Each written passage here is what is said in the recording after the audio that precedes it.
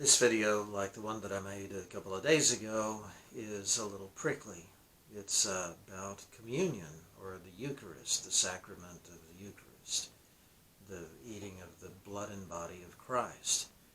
When I was writing about the Father's sacrifice of the Son, I began by noting that it's a very old mythic archetype in many cultures, not just in Western culture or Judeo-Christian culture, and I could say the same things about the rudiments of this sequence. Of course, in so many cultures, hospitality begins with extending food to people.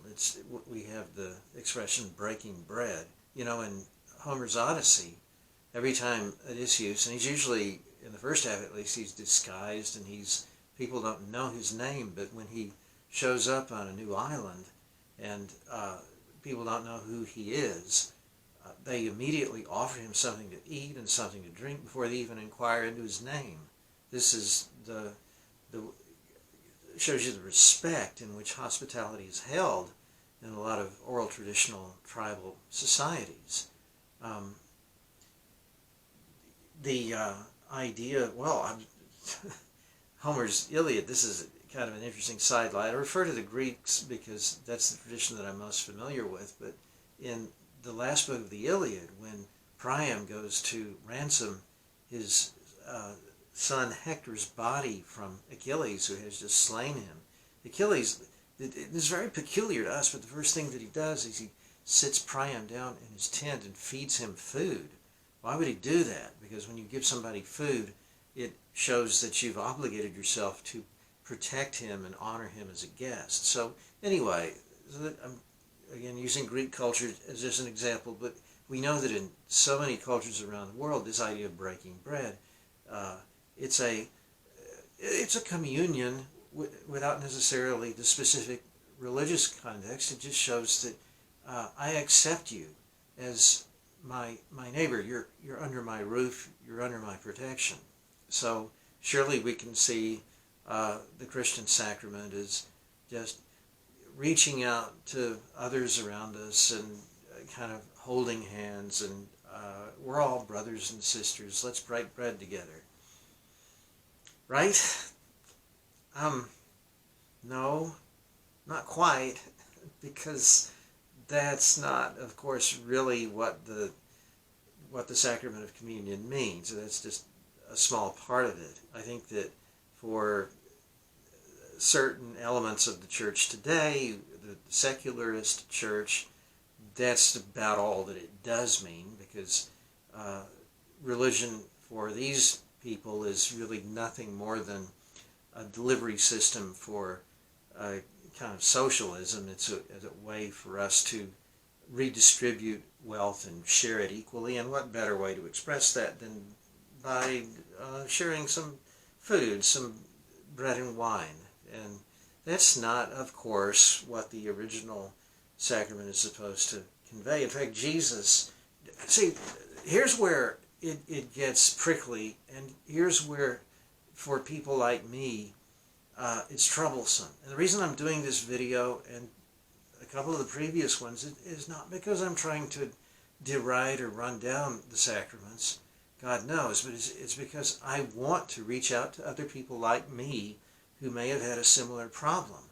And I want you to not feel awkward about that. I don't think that needs to be a stumbling block that divides you from faith. But it's Christ himself who, in the Last Supper, tells his disciples, this is my body, this is my blood. And so the 12 disciples are what? They're actually eating. It's cannibalism. They're eating Jesus. The Catholic Church insists upon transubstantiation, I believe it's called, that the bread is actually literally the body of Christ, and the wine is literally the blood of Christ. And it's hard to say that Jesus doesn't invite that. He doesn't say this is a metaphor that I'm using for you to understand how important it is to be neighbors, he says, and in fact there's one passage where he goes beyond the terms of the Last Supper. We have the 6th chapter of John toward the end. I'm going to read this rather modern translation. It's easier to understand, and it begins about verse 53. Jesus said to them, I'm telling you the truth. If you do not eat the flesh of the Son of Man and drink his blood, you will not have life in yourselves. Whoever eats my flesh and drinks my blood has eternal life, and I will raise him to life on the last day. For my flesh is the real food, my blood is the real drink. Whoever eats my flesh and drinks my blood lives in me, and I live in him. The living Father sent me, and because of him I live also. In the same way, whoever eats me will live because of me. This then is the bread that came down from heaven. It is not the bread that your ancestors ate, but then later died. The one who eats this bread will live forever. Now, he's, again, not sitting at a table with a feast spread before him and his disciples. He's saying this to a much larger gathering of followers, and a lot of the followers seem to go away murmuring, that's a hard saying. In other words, that's really disturbing what he just said. And again, this is another, I use the word archetype. An archetype is a sequence or an image which is at the rock bottom of meaning.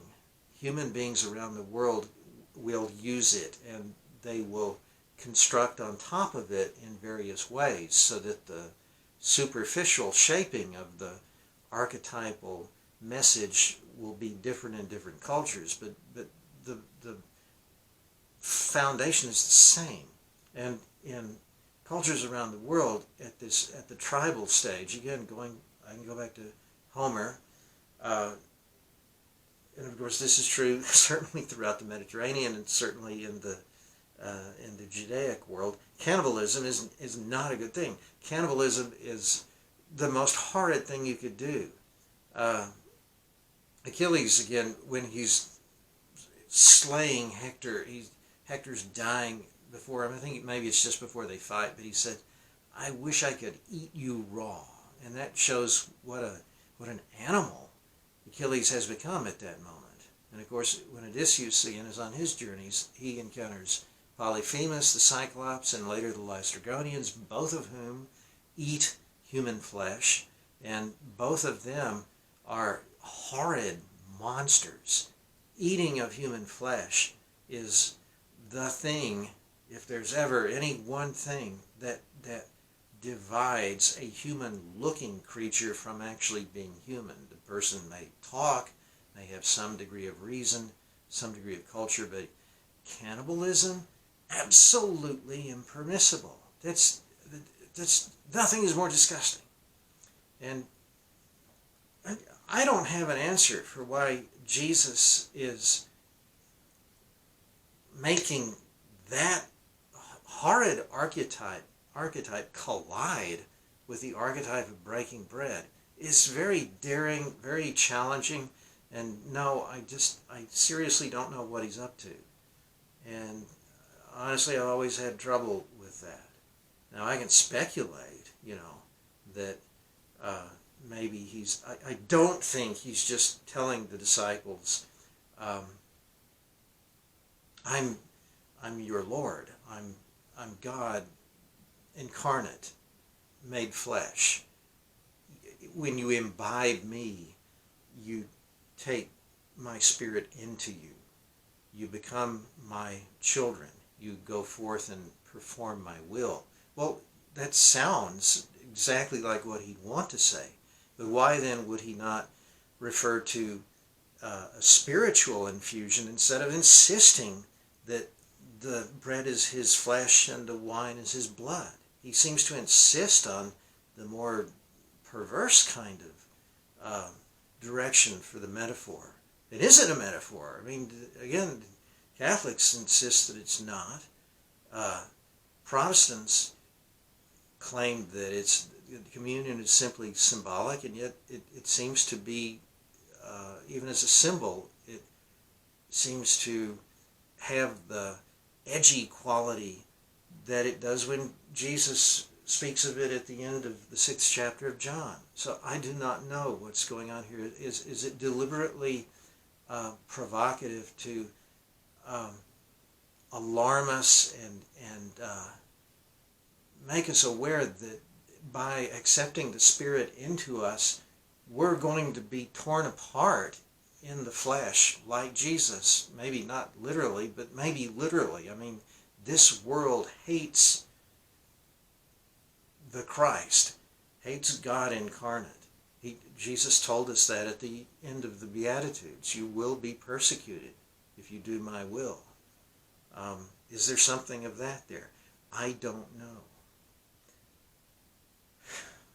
Let me just wrap this one up by sharing with you something that I do believe with all my heart, mind, and soul. And this is what I'm doing this video. Again, if you have this kind of reservation, I don't want this to be a stumbling block for you.